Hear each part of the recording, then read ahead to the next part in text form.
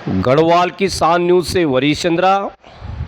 और आज मेरी मुलाकात हो रही है नौ पर्वतीय विकास संस्था के प्रदेश अध्यक्ष और अपने आप में एडवोकेट भी हैं। जी विनोद जी नमस्कार। नमस्कार।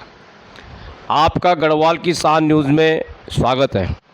आपका वरीश चंद्र जी हार्दिक स्वागत, हार्दिक अभिनंदन। मैं गढ़वाल की शान न्यूज़ का दिल की गहराइयों से अभिनंदन करता हूँ। जी आज आपकी प्रेस कॉन्फ्रेंस थी, जो प्रेस कॉन्फ्रेंस थी वो किस विषय को लेकर थी? देखिए, पूरा शहर इस बात को जानता है, एलिवेटेड रोड को लेकर सरकार 26 किलोमीटर का एलिवेटेड रोड बनाने जा रही है और उसकी जद में मलिन बस्तियां आ रही हैं और सरकार ने ये स्पष्ट कर दिया कि हम मलिन बस्तियों का ध्वस्तीकरण करने जा रहे हैं। इसी मुद्दे को लेकर आज नव पर्वतीय विकास संस्था जो आंदोलनरत है, जो लंबे समय से बस्तियों में जनसंवाद, बस्तियों में सभाएं, बस्तियों को लेकर बड़े बड़े विरोध प्रदर्शन नव पर्वतीय विकास संस्था करती चली आ रही है। तो आगामी मुद्दों को लेकर, आगामी रणनीति को लेकर आज एक प्रेस वार्ता नव पर्वतीय विकास संस्था की ओर से प्रेस क्लब में की गई।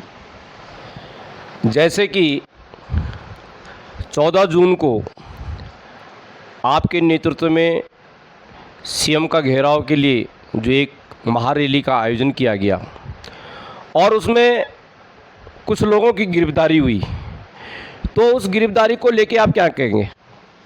देखिए, जैसे ही नव पर्वतीय विकास संस्था ने यह आंदोलन शुरू किया, हम बस्तियों में हमने जनसभाएं की, बस्तियों में जनसभाओं के साथ साथ जनसंवाद किया।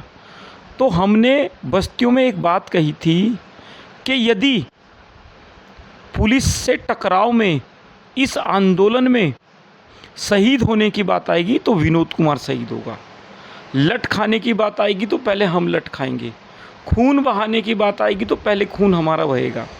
तो इसी बात को चरितार्थ करते हुए जिस समय सीएम हाउस में घेराव किया गया, वहाँ हमारे लोगों द्वारा नव पर्वतीय विकास संस्था के पदाधिकारियों द्वारा गिरफ्तारी दी गई।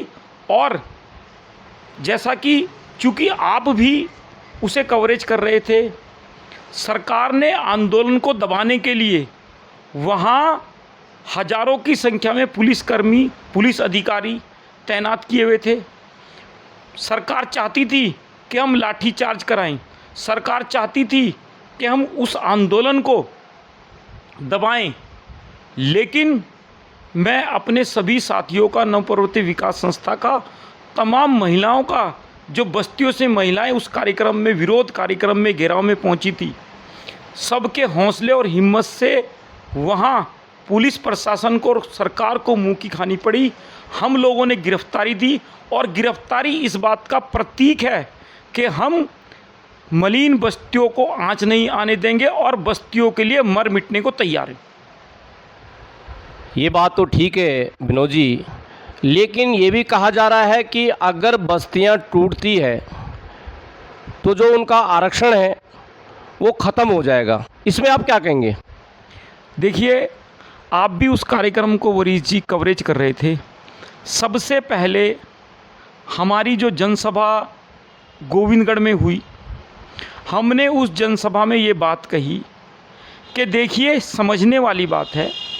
उससे पहले उस बात को ना तो किसी ने उठाई थी और ना ही किसी की समझ में वो बात आई।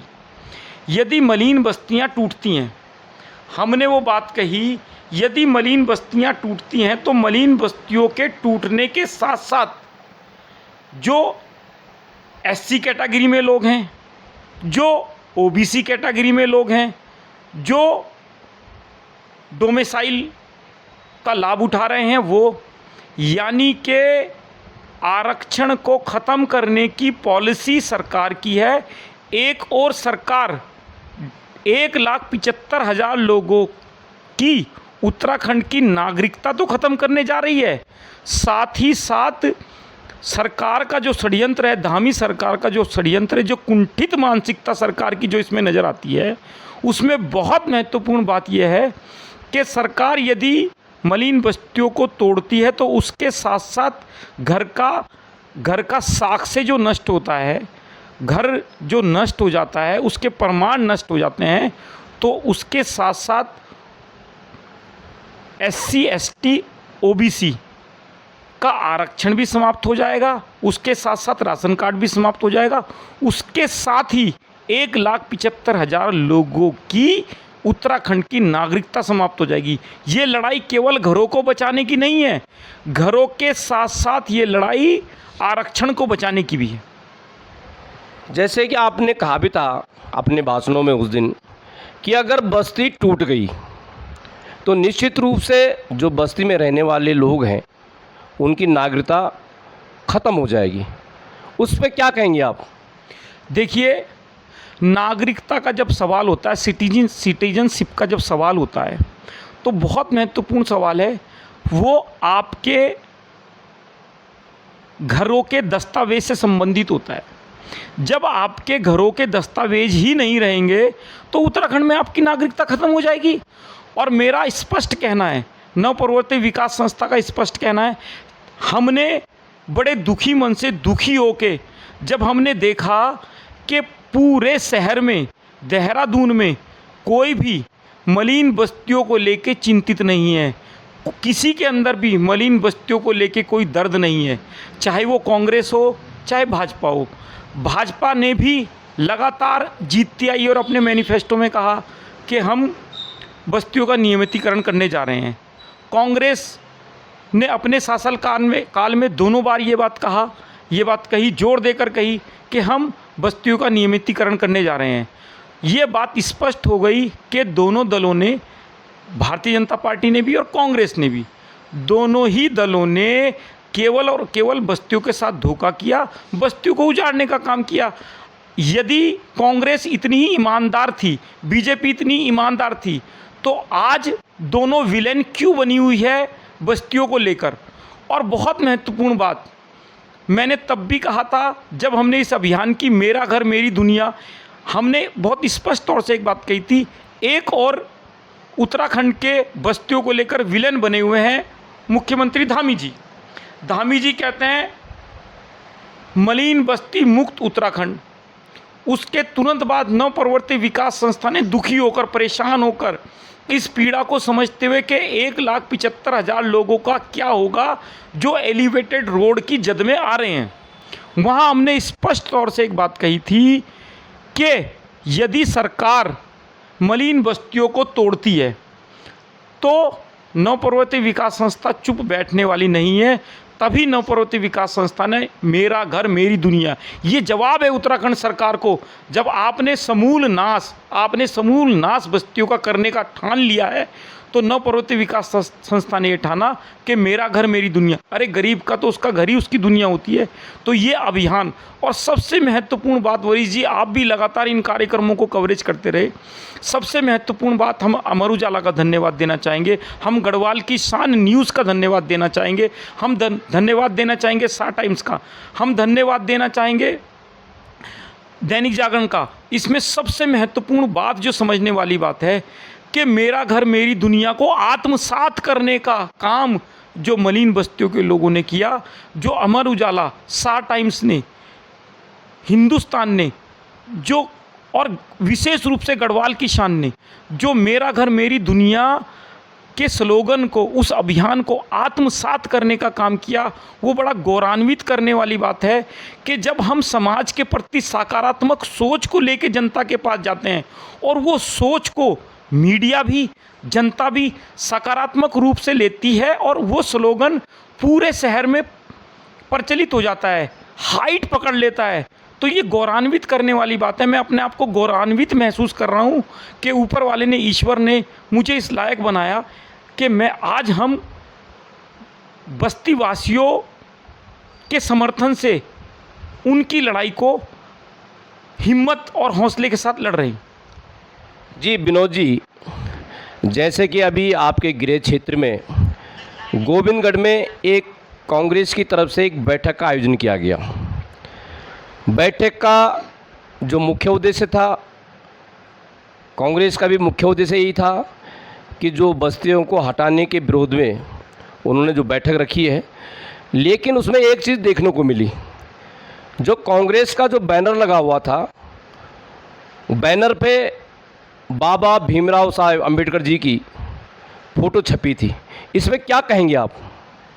देखिए, नवप्रवर्ती विकास संस्था कोई आज का संगठन या आज की संस्था नहीं है। नवप्रवर्ती विकास संस्था वर्षों से सामाजिक कार्यों को लेकर जनता के बीच में शहर में काम कर रहा है, और इस बात को सभी राजनीतिक दल भी भली भांति जानते हैं और शहर के वासी भी भली भांति जानते हैं। और नवप्रवर्ती विकास संस्था लंबे वर्षों से आदरणीय डॉक्टर भीमराव अंबेडकर जी के मार्गदर्शन के नेतृत्व में काम करता चला आ रहा है। जैसे ही मलिन बस्तियों के मुद्दे को लेकर नवप्रवर्ती विकास संस्था ने अपना आंदोलन शुरू किया, उस आंदोलन में मुख्य रूप से मुख्य नेतृत्व आदरणीय डॉक्टर भीमराव अंबेडकर जी का दिखाया गया। सभी बैनरों में, सभी कार्यक्रमों में अंबेडकर जी को रोल मॉडल की तरह हमने इस्तेमाल किया। हमने उन्हें आदर्श मानते हुए हमने काम शुरू किया, आंदोलन शुरू किए। तो यहाँ देखने वाली बात जो बहुत महत्वपूर्ण, जो समझने वाली बात है, वो ये है कि जैसे ही ये आंदोलन हाइट पकड़ा, मैंने उस समय भी कहा था, मैं आज भी कह रहा हूँ कि मुद्दे घर में बैठ के तय नहीं होते, मुद्दे घरों से शुरू नहीं होते, मुद्दे सड़कों पर तय होते हैं, मुद्दे सड़कों पर बनाए जाते हैं। हमने उस समय जोर देकर ये बात कही थी कि बस्तियों का मुद्दा हम तैयार करेंगे। हम इस मुद्दे को, चूँकि ये हमारा मुद्दा है, ये उन हजारों लोगों का मुद्दा है जो लोग बेघर होने जा रहे हैं, ये उन लोगों का है जिनका नेतृत्व करने वाला कोई नहीं है। हमने देखा कांग्रेस साइलेंट हो गई, हमने देखा भारतीय जनता पार्टी बस्तियों को तोड़ने जा रही है। यहाँ बहुत महत्वपूर्ण सवाल है। अरे भाई, बीजेपी घरों को तोड़ रही है, बीजेपी विलेन बनी हुई है, कांग्रेस साइलेंट है, तो एक मरी हुई कांग्रेस से हम लोग क्या अपेक्षा करेंगे? जो कांग्रेस वेंटिलेटर पर चल रही हो, जो कांग्रेस आज हताश और निराश बनकर एक स्टेचू की तरह खड़ी हो, उस कांग्रेस से कोई क्या उम्मीद करेगा? एक महत्वपूर्ण बात, जब कांग्रेस ने ये देखा, चाहे वो हरीश रावत हो, चाहे वो प्रीतम सिंह हो, या अन्य कोई भी नेता हो, मुझे कहने में कोई गुरेज नहीं है, जब उन्होंने देखा कि हमारी चारों तरफ बेइज्जती हो रही है, हमारे लोग चारों तरफ हमारे खिलाफ, जनता हमारे खिलाफ हो रही है, तो केवल और केवल हरीश रावत जी रस्मों अदा पूरी करने के लिए, औपचारिकता पूरी करने के लिए लोगों के बीच में गए। और समझने वाली बात यह है कि इन्होंने अंबेडकर जी को स्थान दिया। मजबूरी में, दुखी मन से कांग्रेस ने अंबेडकर जी को स्थान दिया। ये देखकर कि नवप्रवर्ती विकास संस्था अंबेडकर जी को रोल मॉडल मानकर इस आंदोलन को लेके चल रही है। एक महत्वपूर्ण बात जो समझने वाली बात है, मैं पूछना चाहूँगा कांग्रेस के लोगों से, और उन्हें जवाब देना चाहिए, हरीश रावत जी को जवाब देना चाहिए, कांग्रेस को जवाब देना चाहिए कि कांग्रेस ने इसे मुद्दा क्यों नहीं बनाया। क्या कांग्रेस ये समझ चुकी है कि मलिन बस्ती के लोगों से कांग्रेस का कोई वास्ता नहीं है? क्या कांग्रेस सरकार के सामने नतमस्तक हो चुकी है? क्या कांग्रेस मित्र विपक्ष इस तरह से आज कांग्रेस काम कर रही है? कांग्रेस, मैं मानता हूँ, कांग्रेस सरकार के साथ हाथ मिलाकर चल रही है। कांग्रेस ने आज ये समझ लिया है कि हम लड़ नहीं पाएंगे, हम सत्ता पक्ष के साथ हाथ मिला लेते हैं, जो मिली-जुली बातें होंगी, जो कुछ मिल पाएगा वो ले लेंगे, और जनता के बीच में हमारी साख, क्रेडिबिलिटी ख़त्म हो चुकी, अब वेंटिलेटर पर हम हैं, हम आगे लड़ नहीं पाएंगे, इसलिए हमारा भारतीय जनता पार्टी से हाथ मिलाना, धामी सरकार से हाथ मिलाना ही बेहतर है। इसी वजह से मुझे कहने में कोई संकोच नहीं है, यदि आज मलिन बस्ती के मुद्दे पर कांग्रेस नतमस्तक हो गई है, कांग्रेस भूल चुकी है कि मलिन बस्ती का वोट एक टाइम में कांग्रेस का हुआ करता था, और कांग्रेस ने ये भी कहा कि मलिन बस्ती का वोट मेरा है ही नहीं, तो हम उनके लिए लड़े क्यों। कांग्रेस ने ये भी कहा जब इनके घर टूट जाएंगे। देखिए, समझने वाली बात है, मैं किसी को कोई भी ऐसी बात नहीं बोलूँगा, ये जनता को समझना है, ये समझना है उन मलिन बस्ती वासियों को जो जिन्हें अपने घर बचाने हैं। कांग्रेस ये कहती है जब मलिन बस्तियाँ टूट जाएगी तो मलिन बस्ती के लोगों को समझ में आएगा। अरे भाई, हम पूछना चाहते हैं कांग्रेस के लोगों, कांग्रेस के लोग इस बात पे जवाब दें। अगर मलिन बस्तियां टूट जाएंगी तो फिर आपके पास कौन आएगा? जब बस्तियां ही नहीं रहेगी तो मुद्दा खत्म हो जाएगा। और एक सबसे महत्वपूर्ण बात और समझने वाला सवाल है, भाई कांग्रेस भी सत्ता में रही, भारतीय जनता पार्टी लगातार सत्ता में है। आप दोनों दल ये बता दो, अगर आप मलिन बस्तियों के प्रति ईमानदार थे तो आपने अपने मैनिफेस्टो में मलिन बस्तियों का नियमितीकरण करने की बात कही थी।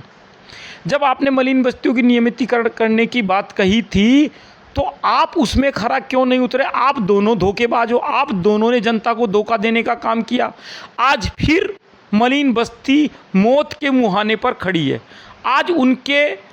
आज एक फांसी जो देने का काम भारतीय जनता पार्टी धामी सरकार कर रही है। इसमें एक सवाल जो समझने वाला है वो ये है कि आपने कसम खा ली है धामी सरकार ने कि हम बस्तियों को नेस्तनाबूद करके छोड़ेंगे। जब धामी मुख्यमंत्री, उत्तराखंड के मुख्यमंत्री धामी जी ये कहते हैं कि मैं उत्तराखंड के मूल स्वरूप से छेड़छाड़ होने नहीं दूंगा, यहाँ एक सवाल बहुत बड़ा उठता है कि उत्तराखंड किसी के बाप का नहीं है। इसमें मुझे कहने में कोई संकोच नहीं। उत्तराखंड किसी एक वर्ग का नहीं है, उत्तराखंड उन सभी लोगों का है जो लोग उत्तराखंड में निवास करते चले आ रहे हैं। एक बात। दूसरी बात, यदि मलिन बस्तियों को लेकर सरकार के अंदर, सरकार के दिमाग में कोई गलतफहमी हो तो मैं उसे दूर कर देना चाहूँगा। उत्तराखंड में मलिन बस्तियाँ, देहरादून में मलिन बस्तियाँ राज्य से बनने से पहले स्थापित हैं, और सैकड़ों बस्तियाँ, 145 बस्तियाँ देहरादून में हैं। सैकड़ों बस्तियाँ ऐसी हैं जिन्हें 50 वर्ष हो चुके, 40 वर्ष कंप्लीट हो चुके हैं। आप आज बात करते हैं कि मलिन बस्ती मुक्त उत्तराखंड। हम पूछना चाहेंगे धामी जी से, उत्तराखंड के मुखिया से, मुख्यमंत्री से, कि ये आपकी केवल और केवल कुंठित मानसिकता है, आपके दिमाग में एक नफरत, जहर भरी राजनीति है। आप समूल नाश, आप उन छात्रों का, उन युवाओं का जो मैंने पहले भी कहा था, जो बामुश्किल पढ़ पाते हैं, जिनकी बड़ी मुश्किल से पढ़ाई हो पाती है, आप उन छात्रों का, उन युवाओं का जो मलिन बस्ती में निवास करते हैं, जो बामुश्किल पढ़ पाते हैं, उनका भविष्य बर्बाद करने जा रहे हैं। जो भयानक परिणाम, जो त्रासदी उत्तराखंड में आने वाली है, देहरादून में जो त्रासदी आने वाली है मलिन बस्तियों के टूटने से, वो बड़ी भयानक होगी। उसके परिणाम बड़े भयानक होंगे। आज यदि किसी की समझ में नहीं आ रहा है तो कुछ समय के बाद वो समझ में आएगा। भारतीय जनता पार्टी किसी को मुंह दिखाने के लायक नहीं रहेगी, कांग्रेस पार्टी किसी को मुंह दिखाने के लायक नहीं रहेगी, क्योंकि इन दोनों ने हाथ मिला लिया। मित्र विपक्ष है। मुझे नहीं पता पर्दे के पीछे इनकी क्या कहानी हो रही है, कितने पैसे कांग्रेस लेती है भारतीय जनता पार्टी से, कितने नहीं लेती, ये वो जाने। ये भी जांच का विषय, इस पर भी जांच हो। हम ये भी कहेंगे अभी कांग्रेस के किस लीडर ने पैसे लेने का काम किया, ये कांग्रेस जाने, और ये मीडिया कर्मी जाने, और ये जनता जाने। लेकिन हम स्पष्ट एक बात कहेंगे, जब कांग्रेस के लोग मुख्यमंत्री के जाके पाँव छुएंगे, जब कांग्रेस के लोग मुख्यमंत्री के नारे लगाएंगे, जब कांग्रेस के विधायक मुख्यमंत्री के नारे लगाएंगे, तो उनकी ईमानदारी पर प्रश्न चिन्ह उठना लाजमी है। ये समझने वाली बात है। और एक महत्वपूर्ण बात, यदि कांग्रेस मलिन बस्तियों को लेकर ईमानदार थी, यदि कांग्रेस मलिन बस्तियों को लेकर चिंतित थी, तो कांग्रेस ने इसे मुद्दा क्यों नहीं बनाया फर्स्ट डे से? जब से बीजेपी, भारतीय जनता पार्टी, धामी सरकार लगातार मलिन बस्तियों को डराने में, धमकाने में लगी है। हम 100 फीट तोड़ेंगे, हम 70 फीट नदी से 70 फीट तोड़ेंगे, हम 125 फीट तोड़ेंगे। तो यहाँ सवाल बहुत महत्वपूर्ण आता है कि नव प्रवर्ति विकास संस्था आंदोलनरत है। मैं लास्ट में सिर्फ इतना ही कहना चाहूँगा, we are not going to back down. हम पीछे हटने वाले नहीं हैं। We will fight, we will win. हम लड़ेंगे। हम इस मुद्दे पे समझौता करने वाले नहीं हैं, ना ही हम घुटना टेकने वाले हैं, ना ही हम पीछे हटने वाले हैं। धन्यवाद। जय हिंद, जय भारत, जय उत्तराखंड। विनोद जी, आपका गढ़वाल किसान में जुड़ने के लिए धन्यवाद। धन्यवाद। जय भीम।